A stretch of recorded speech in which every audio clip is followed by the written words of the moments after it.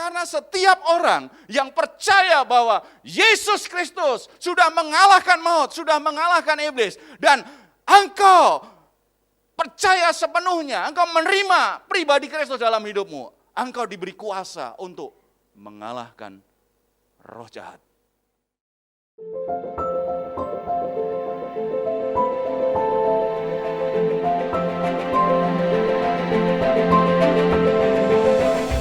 Silakan duduk. Shalom. Selamat Paskah. Ya, saudara-saudara yang dikasihi Tuhan, kalau kita bertanya sebenarnya pusat iman kita itu di mana? Banyak gereja dan banyak orang Kristen berpikir bahwa hari raya yang paling besar itu adalah Natal. Dan gereja kadang-kadang, gereja persekutuan doa begitu, dana Natal itu disiapkan sejak awal tahun untuk perayaan Natal akhir tahun. Banyak orang Kristen berpikir bahwa iman kita, perayaan terbesar kita adalah Natal. Saudara, kalau kita pelajari Alkitab, sebenarnya pusat iman kita itu di peristiwa Paskah. Sebenarnya kita nggak merayakan Natal nggak apa-apa. Cuma kadang-kadang kalau nggak merayakan Natal dianggap bukan orang Kristen yang baik gitu kan, karena ini tradisi. Tetapi sesungguhnya seharusnya semua perhatian, semua sumber daya kita itu diarahkan untuk merayakan Paskah, karena pusat iman kita itu di peristiwa Paskah, ya, di peristiwa Paskah. Tahun ini saya dengan jemaat Diaspora Harmoni begitu kita buat program selama Paskah kita agendakan 3 minggu untuk merenungkan peristiwa Paskah. Jadi 2 minggu pertama kita renungkan peristiwa-peristiwa penderitaan Kristus sampai di atas kayu salib. Kemudian setelah Paskah kita renungkan bagaimana Tuhan memulihkan murid-muridnya setelah kebangkitannya. Dan saya lihat kita programnya adalah lakukan di keluarga, mesbah keluarga, kemudian saya buatkan panduannya begitu, orang untuk setiap keluarga bisa, dan saya minta kalau ada bapaknya yang minta, yang memimpin. Kalau bapaknya nggak ada, ibunya yang memimpin. Tetapi kalau misalnya bapaknya nggak mampu, ya nggak apa-apa, tetap aja seorang bapak harus ambil tanggung jawabnya menjadi imam di keluarga kan. Setidaknya dia berinisiatif, yuk kita lakukan ibadah sama-sama 20-30 menit merenungkan bagaimana Tuhan Yesus sudah menderita. Dan kesaksian jemaat saya lihat sangat baik sekali karena bahkan anak-anak pun mulai menikmati. Seperti di keluarga saya. Di keluarga saya akhirnya setiap malam begitu kita buat cuma 20-30 menit. Agak susah di keluarga saya karena ada yang gede kelas 2 SMA, tetapi ada yang paling kecil umur berapa? Kelas 4 SD gitu. Jadi kalau mau buat mesbah keluarga untuk merenungkan, memahami Alkitab agak susah begitu. Kadang-kadang hanya karena buku panduannya sudah penjelasan singkatnya apa dibaca aja. Setelah itu ada pertanyaan-pertanyaan perenungan itu yang akhirnya jadi sharing. Saya tanya anak-anak 2 hari lalu begitu tentang pengharapan. Tentang orang Emmaus yang kehilangan pengharapan akhirnya tinggalkan Yerusalem, pulang kampung aja lah karena Yesus walaupun sudah bangkit kan, apalagi kebangkitan Yesus juga kita juga nggak ketemu begitu kan, pulang kampung ternyata diserai Yesus tapi sebenarnya sudah kehilangan pengharapan. Kita ngobrol gitu, apakah ada di antara kita selama ini, saya tanya-tanya satu-satu begitu, ada yang pernah kehilangan pengharapan? Ternyata 3 anak saya semuanya pernah kehilangan pengharapan dan saya tidak tahu. Saya tidak tahu. Dengan merenungkan begitu, kebangkitan Yesus itu ternyata memberikan pengharapan baru. Kita bisa ngobrol sebagai orang tua. Saya bisa katakan kepada anak saya yang tertua begitu, gak usah takut nak, kamu lihat papa. Ketika kita berjalan, papa berjalan dengan Tuhan Yesus. Dan papa coba lakukan apa yang Tuhan ajarkan. Kamu lihat bagaimana semua masalah keluarga kita selalu ada jalan keluar. Tuhan tidak pernah diam diri untuk menolong kita. Kalau begitu, kalau kamu ingin, anak saya mulai memikirkan masa depannya ini. Nanti kalau kuliah di mana ya Pak? Jangan-jangan aku salah ambil jurusan. Jadi mulai berpikir begitu kan, nggak usah takut. Yang penting kamu kenali dirimu dulu dengan baik. Setelah itu, yang penting kamu berjalan bersama dengan Tuhan. Dan saya selalu berkata, lihat kehidupan Papa. Papa berjalan bersama dengan Tuhan. Papa melakukan apa yang diajarkan Tuhan, berusaha sebaik-baiknya lakukan apa yang diajarkan Tuhan. Dan kamu lihat bahwa Papa dipelihara oleh Tuhan. Anak saya itu kesaksian di gereja begini setelah itu. Saya senang jadi papa mama pelayanan. Karena papa mama punya banyak waktu dengan kami. Karena kami punya komitmen memang selalu punya waktu untuk anak-anak. Saya enggak mau anak saya cari orang terhilang, anak saya terhilang di rumah. Saya senang karena papa mama saya melayani, tetapi saya juga senang karena walaupun dua-duanya hamba Tuhan, kami tidak pernah kekurangan. Wah, ini kesaksian seorang anak bagi saya sangat terharu. Anak tertua saya sudah remaja. Biasanya kalau udah remaja itu mempertanyakan, kenapa bapakku pendeta sih? Kenapa enggak yang lain aja sih? Kadang-kadang kan begitu kan. Dan saya tidak paksa dia pelayanan, tetapi saya hanya pengen kamu lihat hidup papa. Sebab saya pikir krisis terbesar di gereja adalah krisis keteladanan. Banyak hamba Tuhan, banyak pengkhotbah, suruh jemaat lakukan apa. Tetapi jemaat enggak tahu, kalau saya mau melakukan apa yang Tuhan ajarkan, contohnya siapa? Saya belajar dari siapa? Seharusnya belajar dari orang yang khotbah. Kalau orang tua ngajarkan sesuatu kepada anaknya, anak mau melakukan, tetapi contohnya siapa? Contohnya bapak ibunya. Generasi kita krisis tentang keteladanan, tidak hanya kepemimpinan, justru terlalu banyak orang yang pengen mimpin zaman sekarang. Tetapi siapa yang memberi kita contoh? Siapa yang membuat kita jadi tahu ada orang yang berjalan di depan kita dan kita bisa mengikutinya. Dan itu tujuannya adalah kehendak Tuhan. Saudara, bagi saya Paskah tahun ini menjadi sangat berkesan sekali karena saya bisa banyak ngobrol dengan anak-anak saya dan saya lihat jemaat juga mulai bisa di rumah-rumah mulai ada kebaktian tiap malam begitu dengan caranya masing-masing. Kesaksiannya sederhana, real hari-hari tetapi sangat memberkati. Dan yang paling memberkati ternyata justru ketika kita merenungkan penderitaan Kristus. Makanya ketika Ani hubungin saya bicara tentang salib, tentang pengorbanan Kristus, saya senang bicara tentang penderitaan Kristus. Tapi saya enggak senang tentang penderitaan manusia. Karena saya tahu penderitaan Kristus menggantikan penderitaan manusia kan. Justru titik baliknya di situ. Saudara-saudara, saya ingin sampaikan bagian dari firman Tuhan kaitannya dengan pengorbanan Kristus. Saudara, kalau kita pelajari tradisi gereja, saudara lihat kenapa orang Katolik biasanya pasang salib selalu ada tubuh Yesus tergantung di atas kayu salib.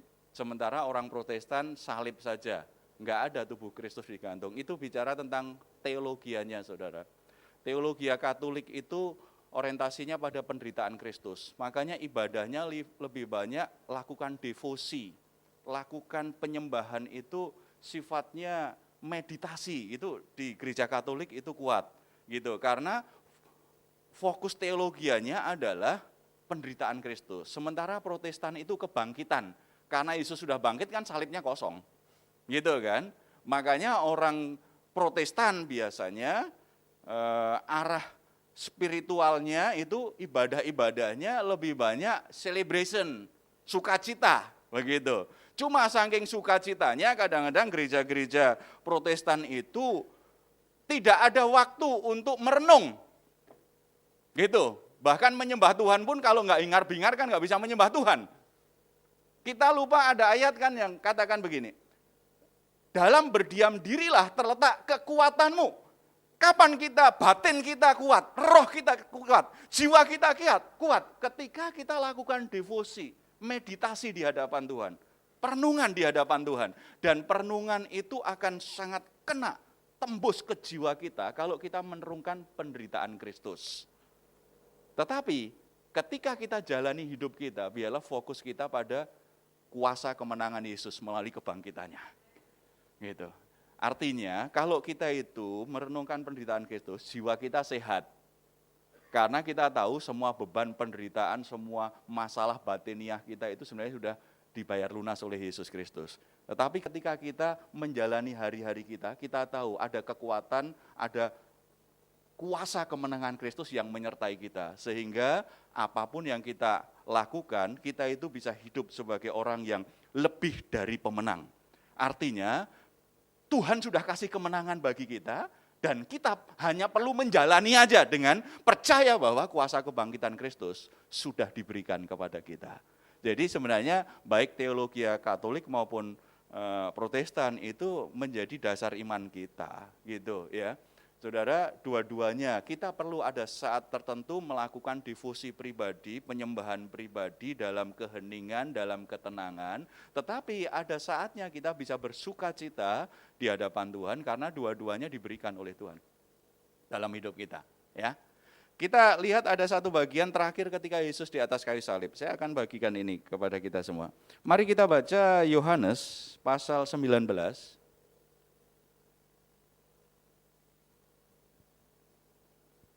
Yohanes pasal 19 ayat 28 sampai 30.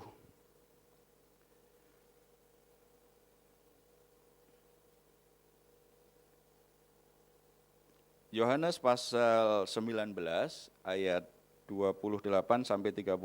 Mari kita membacanya bersama-sama ya. Baik saudara bisa baca dari kitab suci, dari tab suci, dari handphone suci, atau dari screen suci. Yang penting baca firman Tuhan ya. Ya, mari kita baca sama-sama karena ayatnya sedikit. 2, 3. Sesudah itu karena Yesus tahu bahwa segala sesuatu telah selesai, berkatalah ia, supaya genaplah yang ada tertulis dalam kitab suci, aku haus. 29, di situ ada suatu bekas penuh anggur asam, maka mereka mencucukkan bunga karang yang telah dicelupkan dalam anggur asam pada sebatang hisop, lalu mengunjukkannya ke mulut Yesus.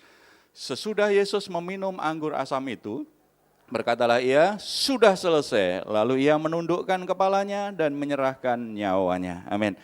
Saya akan jelaskan perkataan Yesus yang terakhir, sudah selesai. Sudah selesai. Kata sudah selesai itu dalam bahasa asli perjanjian baru, yaitu bahasa Yunani, itu paduan dari dua kata, telos dan kairos. Telos dan kairos. Telos itu artinya akhir. Akhir. Dan kairos itu artinya waktu Tuhan. Dengan kata lain ketika Tuhan berkata, sudah selesai, Tuhan sedang berkata bahwa waktu Tuhan sudah berakhir. Waktu Tuhan apa? Waktu Tuhan untuk menebus dosa manusia. Waktu Tuhan untuk menyelamatkan manusia. Waktu Tuhan untuk mengorbankan dirinya untuk keselamatan manusia, untuk pendamaian manusia, itu sudah berakhir. Artinya, tidak ada lagi setelah ini Tuhan melakukan penebusan dalam hidup manusia. Tidak ada lagi setelah waktu ini ada pekerjaan Tuhan yang lain untuk melakukan penebusan dan penyelamatan manusia. Karena waktu yang direncanakan oleh Tuhan sudah berakhir. Tidak ada lagi. Kita harus punya keyakinan ini, saudara. Sebagai orang Kristen kita harus punya keyakinan bahwa ketika Yesus berkata sudah selesai, berarti segala sesuatu yang dibutuhkan manusia untuk mengalami penebusan dari Allah itu sudah dikerjakan oleh Yesus Kristus di atas kayu salib. Sudah selesai. Sudah berakhir. Tidak ada lagi kemungkinan lain. Kalau kita yakin seperti ini, bukankah ini menjadi sebuah keyakinan iman yang luar biasa? Kalau begitu, ini alasannya kenapa kita nggak perlu kelain hati. Apapun yang terjadi, nggak akan kelain hati karena tidak ada penebusan yang lain yang dilakukan Tuhan. Itu memberi kepastian iman kepada kita dan tidak perlu lagi. Kenapa kita akan coba-nyoba dengan iman yang lain yang sifatnya tidak ada kepastian. Ada orang tanya kepada saya, Pak Heru, apakah selain agama Kristen tidak ada yang menyelamatkan? Saya berkata, bukan agamanya yang menyelamatkan, tetapi pekerjaan Kristus di atas kayu selamat, ya, di atas kayu selamat lagi. Di atas kayu salib yang sudah menyelamatkan. Enggak tahu saya makan apa tadi. Pekerjaan Yesus yang sudah selesai di atas kayu salib lah yang memberi kepastian. Kenapa orang Kristen selalu berkata tidak ada keselamatan lain selain di dalam Yesus Kristus. Bukan karena kita itu terlalu fanatik. Bukan karena kita mau menang-menangnya sendiri. Tetapi yang kita tahu dan kita yakini, yang Alkitab katakan adalah, Yesus sudah berkata, sudah selesai. Kalau sudah selesai, kenapa kita cari yang lain? Kita berupaya sendiri, dengan cara kita sendiri, yang belum tentu selesai-selesai. Saya bilang sama mereka, ketika kamu lakukan ibadah, kamu lakukan pekerjaan, itu hal baik. Tidak enggak, bukannya enggak baik. Kamu melakukan apa? Sesuatu yang diajarkan agamamu, itu sesuatu yang baik. Tetapi saya hanya ingin kasih tahu, ada sesuatu yang sudah sangat baik dan sudah selesai, itu menjadi jaminan bagi kita. Walaupun kita enggak lakukan, enggak selesai, tetapi akhirnya keselamatan itu tetap bisa kita miliki. Karena apa? Yesus sudah melakukannya di atas kayu salib. Kalau sudah berakhir, waktu Tuhan untuk menyelamatkan sudah berakhir, kenapa kita masih berupaya lagi? Kenapa masih kita cari pilihan yang lain lagi, tergoda dengan yang lain lagi? Yang belum menikah, yang masih jomblo, kenapa tergoda kadang-kadang? Enggak apa-apalah, nanti juga bisa diinjili. Saudara, kalau menikah jangan misinya untuk penginjilan. Menikah itu untuk kesatuanmu supaya engkau bisa hidup dalam rancangan Tuhan lebih baik. Bukan untuk menginjil menikah itu. Jangan sok rohani itu. Itu karena mungkin ketakutanmu belum menikah. Ya, harus jujur toh, gitu. Tapi jangan nyoba-nyoba, menikah kok nyoba-nyoba. Ya kan? Pilih partai aja nggak mau nyoba-nyoba, ini menikah kok nyoba-nyoba, jangan nyoba-nyoba. Ya, artinya jangan kelain hati. Apapun situasimu, apapun tekanan yang kita alami sebagai orang Kristen, tetap di dalam imanmu karena kita sudah menerima hasil akhir pekerjaan yang sempurna. Pekerjaan Bapa di surga yang menebus kehidupan kita. Amin. Jadi jangan kelain hati. Jangan kelain hati. Sekali Yesus, tetap Yesus. Saya pelayanan ke Semarang dan Salatiga itu saya lihat banner banyak itu. Ada tulisan, pejah gesang derek Mbak Mega. Saya pikir itu harus jadi slogannya orang Kristen, Mbak Meganya ganti Tuhan Yesus. Pejah gesang derek Gusti Yesus. Artinya, baik hidup maupun mati, itu ikut Tuhan Yesus. Ya ikut Mbak Mega, kalau mati ya mati aja. Gitu kan. Ya, pejah gesang itu derek Gusti Yesus, amin. Iya kan, kalau Mbak Mega sudah pecah, ya rapopo, kan gitu kan, karena memang tiap orang harus pecah itu mati. Tetapi kita tahu Yesus tidak mati selama-lamanya, amin. Yesus tidak mati selama-lamanya. Ini yang akan kita bicarakan ya. Ya, coba saudara-saudara kita lihat apa yang sudah diselesaikan oleh Yesus. Kenapa dia berkata sudah selesai? Kita lihat yang pertama, Yesus sudah selesai melakukan pembebasan dalam hidup kita supaya kita bisa mengalami kemenangan atas maut dan iblis. Kita baca Ibrani 2 ayat 14. Ibrani 2 ayat 14. Ibrani 2 ayat 14. Sudah ketemu ya? Mari kita baca sama-sama ayat ini. 2, 3. Karena anak-anak itu adalah anak-anak dari darah dan daging, maka ia juga menjadi sama dengan mereka dan mendapat bagian dalam keadaan mereka, supaya oleh kematiannya ia memusnahkan dia, yaitu iblis, yang berkuasa atas maut. Jadi apa yang sudah selesai dilakukan Yesus di atas kayu salib adalah, dia sudah melumpuhkan kuasa maut dan mengalahkan iblis yang menguasai alam maut itu. Yang dilakukan oleh Yesus di atas kayu salib ketika dia berkata, sudah selesai. Hei iblis, engkau berkuasa untuk menguasai alam maut. Dan engkau siap untuk menguasai manusia yang mati, sehingga manusia yang mati itu dikuasai oleh maut. Tetapi hari ini aku katakan, sudah selesai, aku bebaskan mereka. Tidak ada lagi yang di bawah kuasa maut mulai hari ini. Makanya Paulus berani berkata kan, dalam iman dia berkata, hei maut, di mana sengatmu? Yesus sudah membebaskan kita dari kuasa iblis, sehingga maut tidak berkuasa lagi atas hidup kita. Setiap kita pasti akan mati. dan masuk alam maut. Tetapi harapannya adalah kita itu tidak akan dikuasai maut selama-lamanya. Saya punya teman pendeta kena serangan stroke. Stroke itu salah satu hobinya pendeta itu. Karena seringkali jemaat kalau mau menjamu pendeta gitu, kadang-kadang buat pesta pemberangkatan. Karena kalau jamu pendeta nggak mungkin itu diajak makan di warteg tuh. Makannya yang enak-enak, yang kolesterol tinggi, makanya darah tinggi semua pendeta-pendeta itu kolesterolnya tinggi gitu. Makanya saya suka ngomong, kamu kalau mau menjamu aku jangan buat pesta pemberangkatan loh. Cari makanan yang sehat supaya saya bisa pelayanan lebih baik gitu kan. Makanan enak kan tidak selalu yang nggak sehat kan. Ya ini teman saya itu lebih muda dari saya. Kena serangan stroke.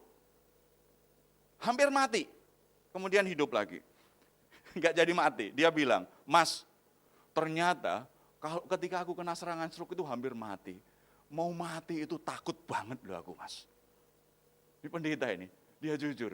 Mau mati itu takut sekali loh. Aku takut banget waktu itu. Artinya, maksudnya, kadang-kadang orang ditanya, siap nggak mati? Kadang-kadang kita terlalu sok kuat, sok rohani. Siap mati. Saya kasih tahu, tidak ada satu orang pun yang siap mati. Karena kematian itu menakutkan. Kalau nggak percaya, buktikan. Kematian itu menakutkan. Tidak ada orang yang siap mati. Orang yang benar-benar siap mati. Walaupun dia sangat rohani sekali, tetapi kalau kematian mulai mendatangi dia ada ketakutan. Banyak kesaksian orang yang pernah mati suri gitu kan, berkata begitu dia mau mati, begitu katanya gelap banget kan.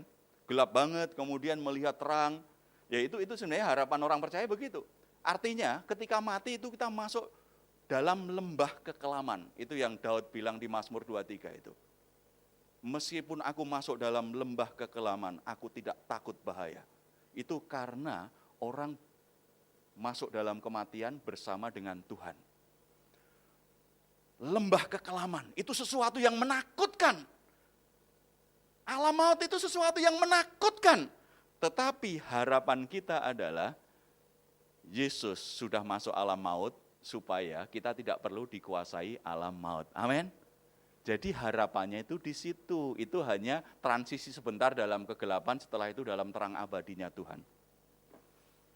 Makanya bagi saudara yang nggak percaya yang saya jelaskan, silahkan alami sendiri. Silahkan alami sendiri ya. Menakutkan. Tuhan sudah selesai. Artinya kapanpun kita meninggal memang harus melewati alam maut, takut sebentar. Karena kita tahu kita setelah itu masuk dalam terang abadinya Tuhan. Dalam terang Tuhan. Ya.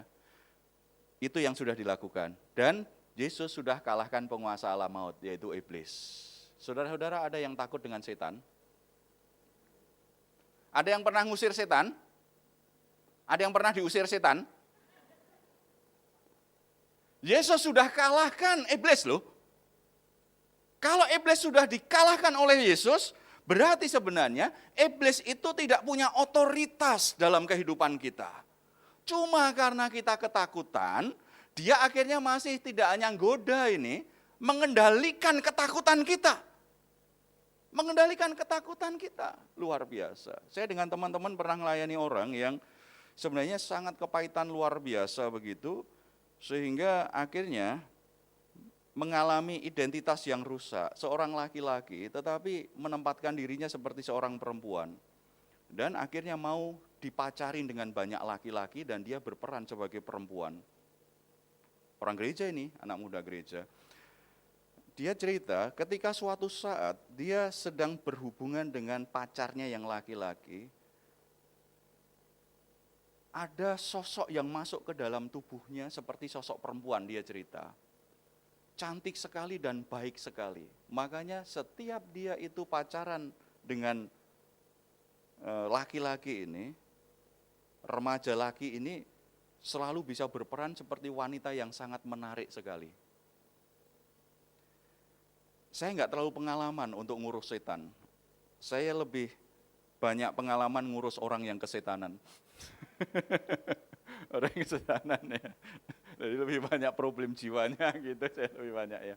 Teman saya doanya gini, Tuhan tunjukkan aslinya lah, sebenarnya sosok perempuan cantik yang dia sangat kagumi, yang masuk dalam tubuhnya ini sebenarnya siapa? Enggak berapa lama orang itu, anak ini ketakutan sekali. Jangan lihatin lagi gitu. Sebab sebelumnya dia bisa ngomong kayak anak perempuan dan sikapnya itu sangat menarik kayak perempuan gitu. Walaupun tampilannya laki-laki. Gitu, bisa ngomongnya kayak perempuan gitu. Dan dia cantik banget kok. Loh, dia senyum sama aku itu. Baik sekali kok. Tetapi begitu didoakan begitu, dia langsung ketakutan sekali. Kok wajahnya menakutkan sekali. Jangan. Akhirnya kasih tahu, itu sebenarnya yang masuk dalam tubuhmu dan engkau ingin seperti dia. Itu adalah setan. Kemudian didoakan rame-rame ini supaya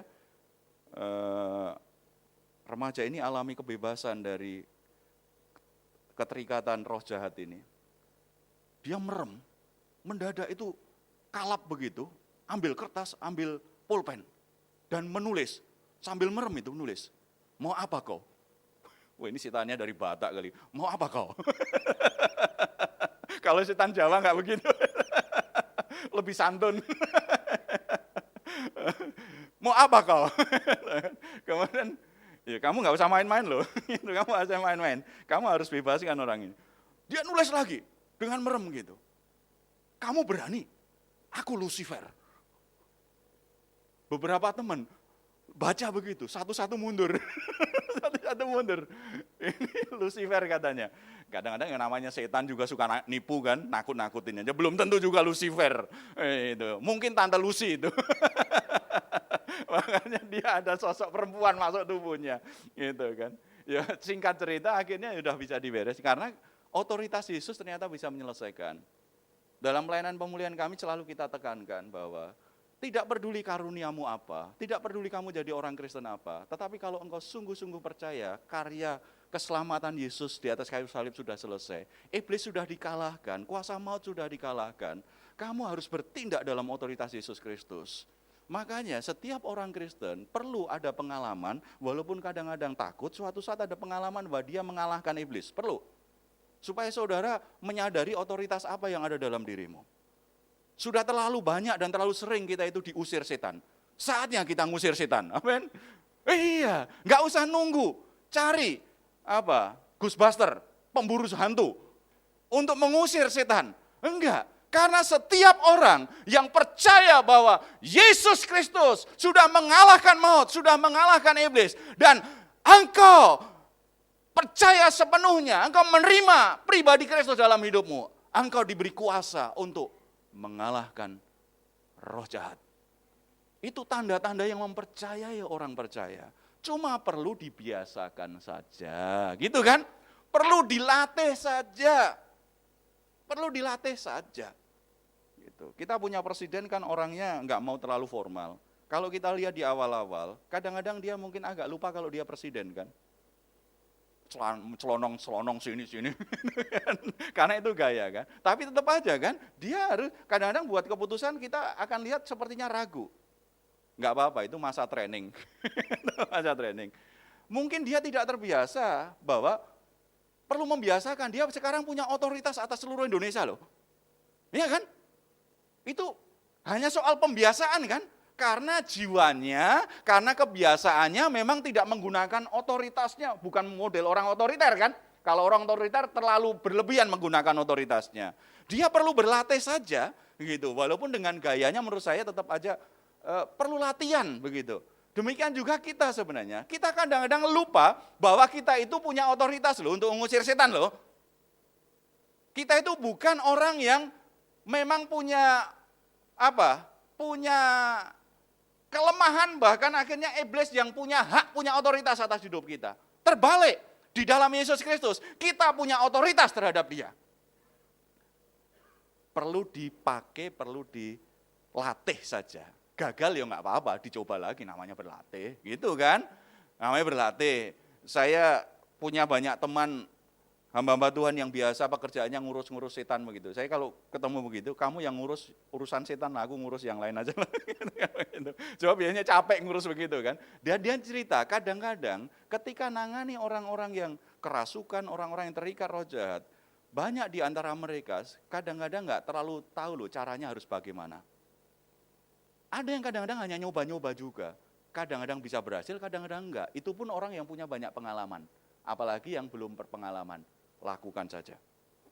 Yang penting, lakukan dalam otoritas Yesus Kristus Tuhan. Itu ya, itu yang sudah selesai dilakukan Yesus. Kemudian yang kedua, apa yang sudah dilakukan Yesus? Yang sudah selesai dilakukan Yesus. Kita lihat Mika 7 ayat 19. Mika 7 ayat 19. Mari kita baca bersama-sama. 2, 3. Biarlah ia kembali menyayangi kita, menghapuskan kesalahan-kesalahan kita, dan melemparkan segala dosa kita ke dalam tubir-tubir laut. Yesus sudah menghapus dosa-dosa kita. Yesus sudah selesai menebus dosa kita. Setiap kita, ketika kita ada di dalam Yesus Kristus, dilihat oleh Bapa di surga bukan sebagai pendosa, tetapi sebagai orang yang benar. Karena Bapa di surga melihat kita dari kacamata darah Yesus Kristus. Kita adalah orang berdosa yang diperlakukan benar sebagai orang benar oleh Bapa di surga. Itu namanya hidup dalam kasih karunia. Bukan berarti setelah itu kita bebas melakukan dosa lagi, enggak. Artinya kita itu punya masa lalu yang kotor, punya masa lalu yang najis, punya masa lalu yang penuh dengan dosa. Tetapi ketika kita ada di dalam Yesus Kristus, Yesus menghapus dosa-dosa kita. Bukan menutupi loh, bukan kayak tip X itu. Fungsinya tip X itu kalau kita nulis salah, kita tip X. Tulisan kita yang salah kelihatan enggak? Kelihatan enggak? Enggak kelihatan. Tetapi kesalahan kita masih ada enggak? Masih. Tetapi Yesus bukan sekedar nip X hidup kita, sehingga dosa kita enggak kelihatan lagi. Yesus tidak hanya menyembunyikan kesalahan. Yesus tidak menyembunyikan kesalahan kita. Tetapi Yesus menghapus dosa kita. Sehingga kesalahan kita itu tidak ada lagi dalam diri kita. Paling hanya ada bekasnya saja. Karena nulisnya terlalu semangat, terlalu kan, begitu dihapus, ada bekasnya saja. Itu yang kadang-kadang itu bagian yang harus kita perbaiki dan harus kita tanggung. Karena masa lalu kita yang buruk, kita pernah berdosa, kita sudah bertobat, kadang-kadang masih kelihatan gitu kan. Tetapi dosanya sudah dihapus, bekasnya saja.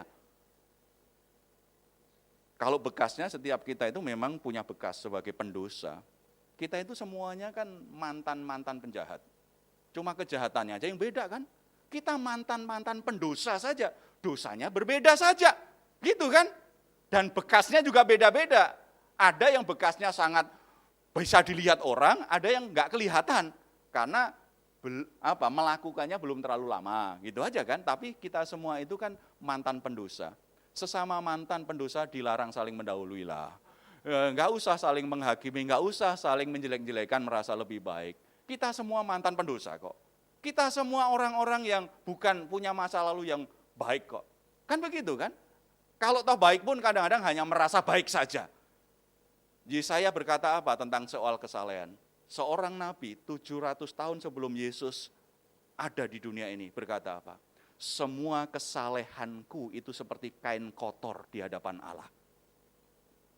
Kesalehan seorang nabi kayak kain kotor di hadapan Allah, berarti kesalehan kita kayak apa? Dan saya selidiki kata kain kotor yang dimaksud Yesaya itu lebih ngeri. Itu kain bekas pembalut wanita. Kesalehan seorang nabi itu seperti kain bekas pembalut wanita. Berarti pembalut wanita itu, kalau dalam tradisi Yahudi nih, dalam hukum Taurat, wanita yang menstruasi itu dianggap cemar. Berarti darahnya cemar. Dan kain pembalut habis dipakai, nggak ada yang mengkoleksi kain pembalutnya. Ibu-ibu ada yang koleksi kain pembalutnya?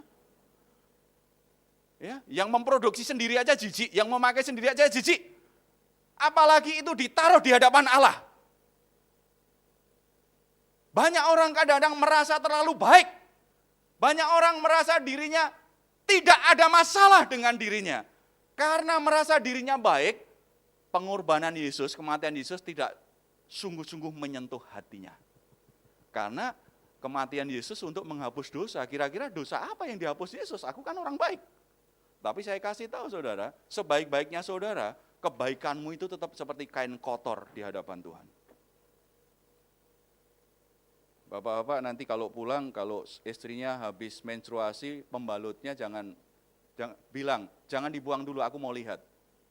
Ketika lihat saudara amati, kira-kira saudara bisa nikmati enggak? Oh, pasti langsung buang aja, gitu kan? Coba bayangkan, itu kira-kira yang seharusnya dilakukan oleh Tuhan ketika melihat kita.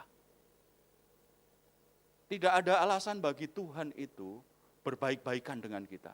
Tidak ada alasan bagi kita, Tuhan itu menyayang-nyayangi kita, berdekatan dengan kita. Alasan satu-satunya alasan sebenarnya, Tuhan jijik dengan kita. Dan Tuhan pantas untuk membuang kita. Tetapi karena kasih karunia-Nya, Dia masih mau menebus dosa kita. Apakah ini belum jadi alasan bagi kita untuk bersyukur kepada Dia, untuk beribadah, untuk melayani Dia, untuk menghargai kehidupan yang kita miliki saat ini? Kalau kita menyadari ini, betapa berharganya hidup kita, kenapa masih engkau sia-siakan sampai sekarang? Hidup kita sangat berharga sekali. Harganya sangat mahal Tuhan bayar. Dan itu sudah selesai. Kalau seperti itu jangan biarkan iblis terus menuduh, kamu enggak pantas, kamu enggak pantas.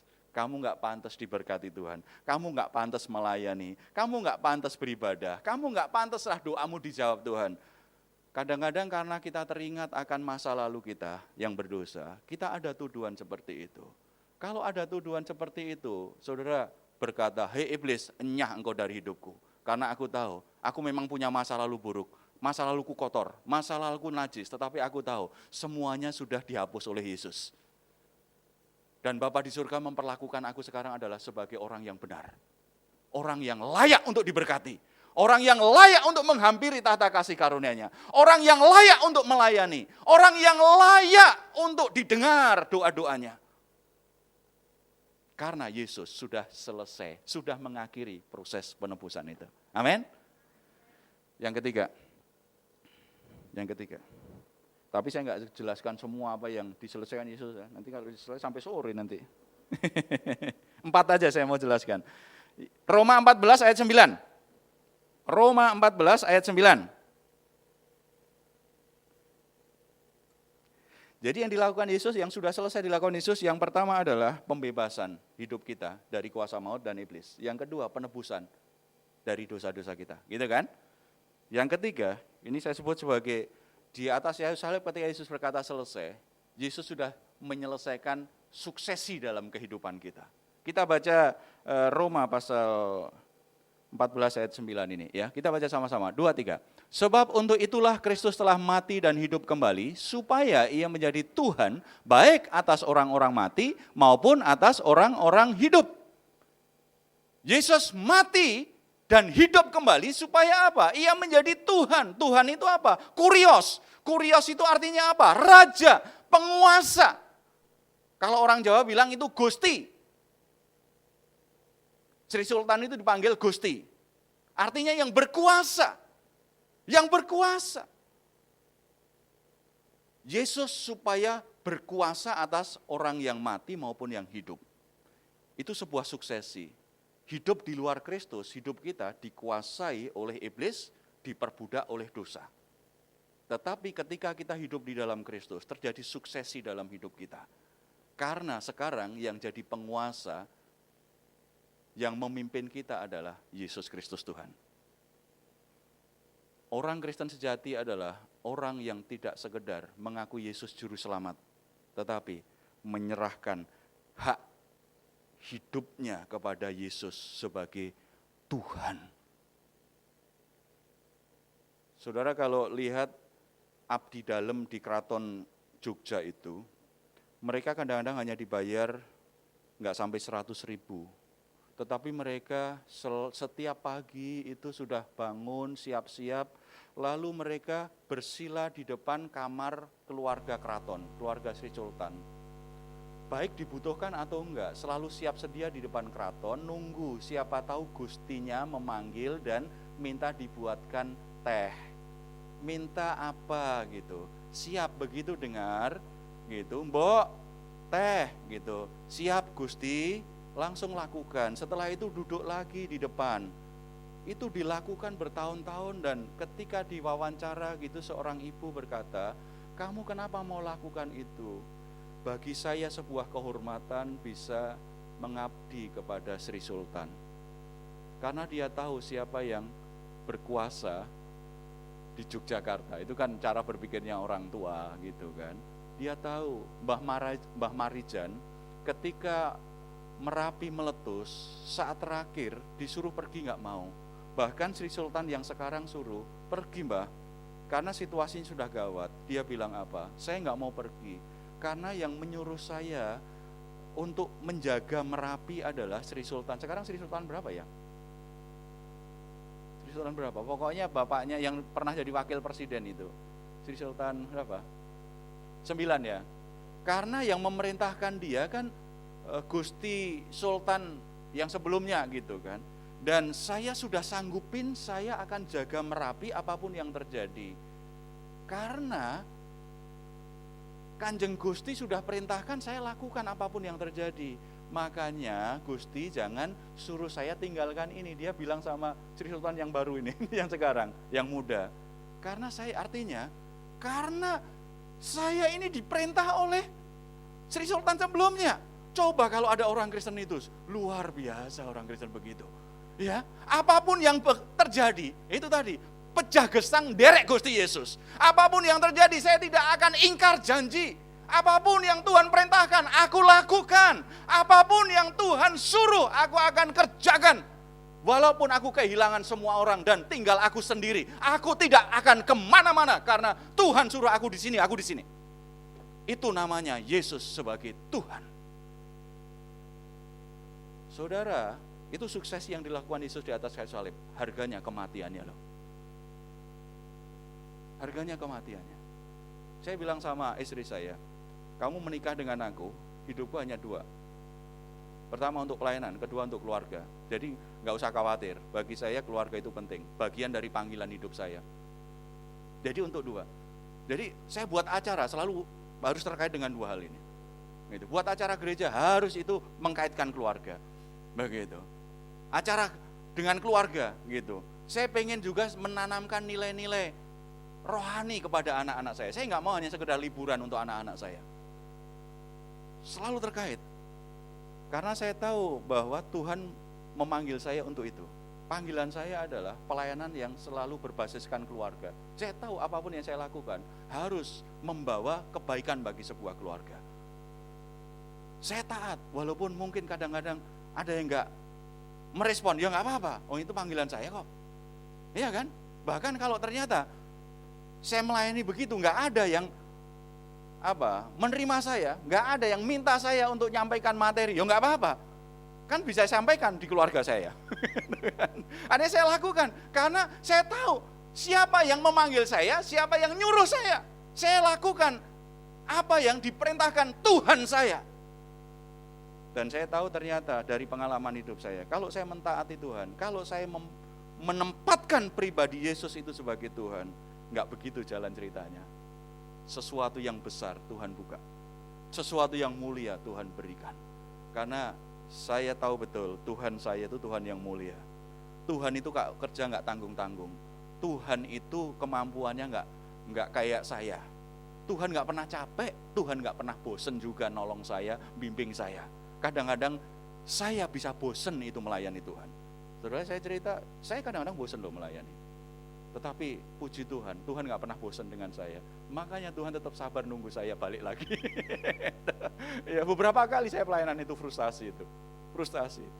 Tetapi Tuhan itu gak berubah. Tuhan yang seperti ini patut untuk diikuti, patut untuk ditaati. Karena Tuhan pribadi yang tidak pernah berubah, pribadi yang tidak pernah mencela-mencele. Kalau dia berkata ya, ya, ya pasti. Kalau Tuhan berkata tidak, tidak. Pribadi yang tidak pernah berubah, pribadi yang stabil, pribadi yang tidak pernah pasang surut, pribadi yang seperti ini, kalau kita ikuti aman kita. Aman. Kalau kita punya pemimpin apa saja, kadang-kadang hebat sekali, tetapi kadang-kadang pemimpin kita mencela-mencele. Betul? Pemimpin kita, hari ini kita ikuti, besok udah berubah. Kita sudah semangat itu mengikutin. Ya begitu kita udah semangat, dia sudah belok lagi. Sehingga kadang-kadang kita bingung kan? Itulah manusia. Mungkin kita kalau memimpin juga begitu nanti. Karena setiap orang itu masuk dalam proses berubah. Karena masa bertumbuh kan? Setiap orang kita kan bertumbuh terus. Tubuh kita sudah berhenti bertumbuh. Paling kan kalau umur 20-an tubuh kita berhenti bertumbuh. Yang masih adalah berkembang kiri kanan, ke belakang, ke muka, ke belakang gitu aja kan. Itu menggenapi janji Tuhan kan. Perluas patokmu ke kiri ke kanan. Tetapi kalau bertumbuh kita sudah selesai tubuh kita. Tetapi kan jiwa kita, iman kita terus bertumbuh. Karena kita terus bertumbuh, makanya kadang-kadang memang gak bisa dihindari proses berubah itu. Ketika berubah, kadang-kadang ketika orang memimpin bisa juga kebijaksanaannya berubah, gayanya berubah. Begitu. Belum lagi kalau memang orangnya gak stabil, ya berubah terus. Tetapi Yesus tidak pernah berubah apapun yang terjadi. Saya bilang kepada seorang anak muda yang meragukan karena dia jatuh dalam dosa dan mulai, Pak, apakah Tuhan masih mengasihi saya? Apakah saya masih boleh menerima keselamatan Tuhan ya? Saya bilang sama dia, baik kamu itu hidup benar maupun kamu hidupmu enggak benar, baik kamu rajin di gereja atau enggak, kasih Tuhan kepada kamu itu enggak pernah berubah. Yang berubah kamu, tetapi kasih Tuhan enggak pernah berubah. Karena kasih Tuhan enggak berubah, kalau kamu enggak bertobat, Tuhan akan pakai segala macam cara supaya kamu kembali ke jalan yang benar. Jadi kamu tidak dibiarkan dalam kesalahan, enggak, karena Tuhan mengasihimu. Tetapi Tuhan tidak pernah menolakmu. Tuhan bisa terima dirimu apa adanya sebagai orang yang punya kesalahan, punya kekurangan. Tetapi Tuhan tidak pernah berubah kasihnya kepada kita. Jangan berpikir kalau saudara doamu lebih kencang, doamu lebih banyak, kasih Tuhan lebih besar dalam hidupmu. Engkau enggak berdoa tetap aja, kasih Tuhan itu kepadamu enggak berubah. Karena dia pribadi yang tidak pernah bisa berubah, kekal adanya. Karena kita menyadari seperti ini saudara, makanya kalau kita sadar kita sudah salah jalan, kita lakukan dosa, malulah. Tuhan gak pernah berhenti mengasihi aku kok, masa aku gak menghargai kasihnya. Begitu, bukan berarti itu sudah pembenaran untuk hidup seenaknya. Toh aku berdosa Tuhan tetap mengasihiku. Oh enggak, walaupun kasih itu saudara, kita berpikir kalau kasih itu kan membiarkan kesalahan kan, salah itu. Banyak orang berpikir, kalau orang mengasihi saya, dia harusnya gak menghukum saya dong. Dia harusnya memaklumi, saudara, kasih itu menginginkan yang terbaik untuk yang dikasihinya. Karena saya mengasihi anak saya, kalau anak saya salah, saya tegur. Kalau anak saya tetap aja nggak mau dengar, saya disiplin, karena saya mengasihi. Tetapi ketika saya menegur, saya mendisiplin, bukan karena kemarahan saya, kebencian saya, kejengkelan saya, karena kasih saya. Karena kasih saya tujuannya apa? Ingin membuat dia jadi anak yang lebih baik. Tujuannya adalah membangun, tujuannya adalah membetulkan, tujuannya adalah yang dikasihi bisa berubah lebih baik. Itu kasih. Kasih itu gak lemah. Orang yang punya hati yang penuh kasih itu punya hati yang kuat. Makanya kalau kita sungguh-sungguh mengasihi seseorang, kalau lihat dia salah harus ditegur. Jangan pura-pura gak lihat. Misalnya saudara tahu saya lakukan kesalahan, saya lakukan dosa, jangan diomongin di belakang. Alasannya, kita sangat menyayangkan sekali loh Pak Heru ini. Kita sebenarnya mengasihi, itu gak mengasihi kalau hanya diomongin di belakang. Kalau mengasihi, tegur saya kalau saya salah. Tetapi kalau mengasihi saya, jangan caci maki saya, jangan menghakimi saya, jangan buang saya. Tegur saya dan tolong saya untuk bisa perbaiki diri. Itu namanya kasih. Kasih itu seperti itu. Ketika Tuhan mengasihi kita, Tuhan tidak akan pernah tutup mata kalau kita berdosa. Tuhan tidak akan biarkan kita tetap dalam dosa kita. Dia akan tegur kita. Bahkan ada kalanya Tuhan disiplin kita supaya kita kembali ke jalan yang seharusnya. Karena Tuhan tahu, kasih itu kan melindungi kan. Kalau kita menyimpang dari jalan itu, kita akan celaka loh. Tuhan gak mau kita celaka. Tuhan gak mau hidup kita berantakan. Makanya Tuhan kadang-kadang tegur kita. Ya. Terakhir. Kita baca Yohanes 1 ayat 12. Yohanes 1 ayat 12. Galatia dulu aja, Galatia 4 ayat 4 sampai 6. Ya. Kita baca ayat ini yang terakhir ya.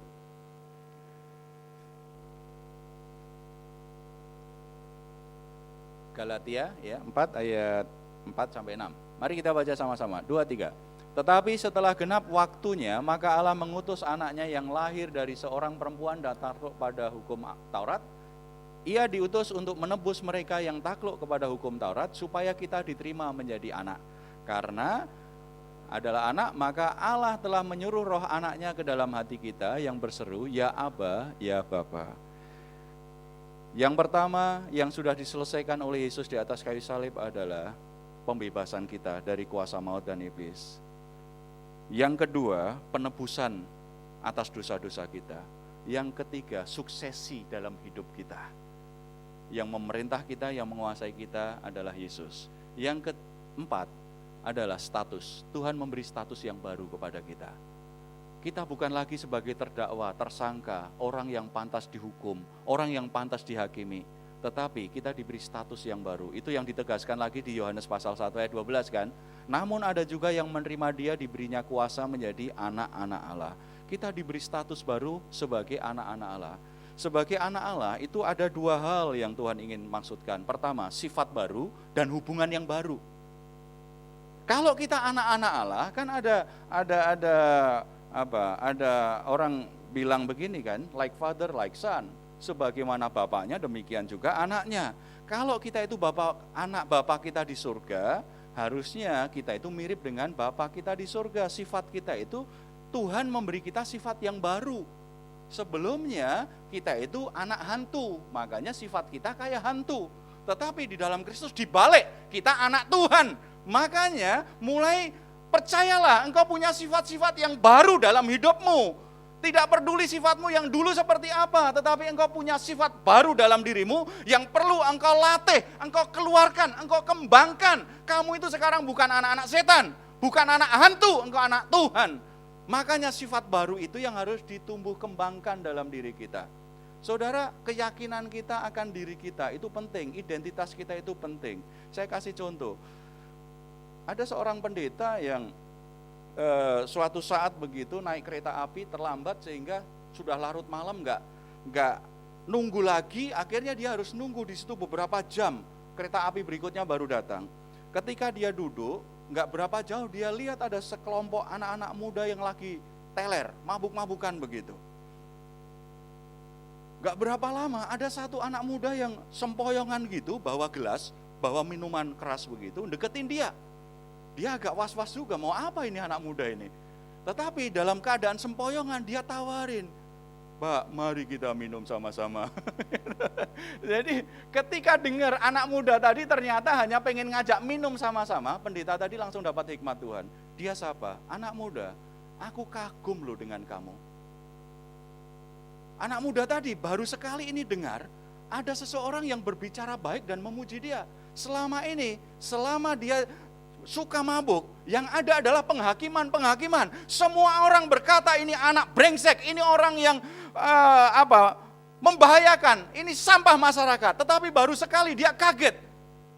Apa Bapak bilang? Aku kagum dengan kamu. Bapak bercanda, tidak, aku sungguh-sungguh, aku kagum dengan kamu. Dia mulai memberi perhatian, maksudnya gimana? Aku sangat kagum loh, kamu itu murah hati banget. Tambah kaget, orang teler dibilang murah hati. Tapi Pak Pendeta tadi bilang, anak muda boleh kita ngobrol sebentar, duduk di sebelahku. Kenapa aku bilang murah hati? Aku tahu untuk beli minuman keras ini, kadang-kadang kamu kan harus di pinggir jalan itu kan jadi polisi cepek 100, 500 kamu kumpulin. Setelah itu kamu dapat uang untuk membeli minuman ini yang kamu sukai. Kamu kumpulin recehan-recehan supaya bisa beli minuman dan kamu suka dengan minuman itu, tetapi kenapa kamu rela tawarkan itu dan ingin berbagi denganku? Aku lihat kamu punya sifat yang baik anak muda, engkau murah hati. Anak muda tadi akhirnya mulai mau duduk dan ngobrol lama itu. Alasan kenapa pendeta itu ketinggalan kereta api, karena Tuhan ingin selamatkan anak muda itu di stasiun malam itu. Saudara, kalau kita hanya lihat sifat buruk kita, sisi-sisi buruk kita, dan kita juga lihat sisi-sisi buruk orang lain, maka kita akan melupakan status kita yang baru, bahwa kita itu anak-anak Bapa di surga. Bapa di surga itu sempurna, sifatnya sangat baik. Anaknya mestinya punya sifat baik. Cuma kita nggak terlatih berbuat baik aja. Karena selama ini kita dikuasai iblis, dikuasai dosa. Kita terbiasa untuk bertabiat berdosa, berbuat yang buruk gitu kan. Begitu kita diberi status baru, kadang-kadang kita belum terbiasa, belum terlatih saja. Ayo kita lakukan, karena Yesus sudah melunasi loh hidupmu, supaya engkau tidak terus dalam sifatmu yang buruk terus-menerus. Amin. Yesus sudah selesaikan karya di atas kayu salib yang agung dalam hidupmu. Saudara sudah dibebaskan dari kuasa iblis dan maut. Yang kedua, dosa-dosamu apapun yang ada dalam hidupmu di masa lalu, apa yang sudah engkau kerjakan, itu sudah dihapus oleh Tuhan. Bahkan kalau saudara masih berdosa saat ini, Tuhan juga sudah melunasi sekalian. Yang ketiga, ada suksesi. Hidupmu tidak lagi di bawah kuasa iblis, di kuasa dosa yang membuat hidupmu penuh dengan kutuk dan penderitaan, tetapi hidupmu di bawah Yesus Kristus, di bawah kasih karunia dan kebenarannya. Dan yang terakhir, engkau punya status yang baru, engkau adalah anak-anak Bapa kita di surga. Nikmati hubungan itu, tumbuhkan sifat barumu di hadapan Tuhan. Amin.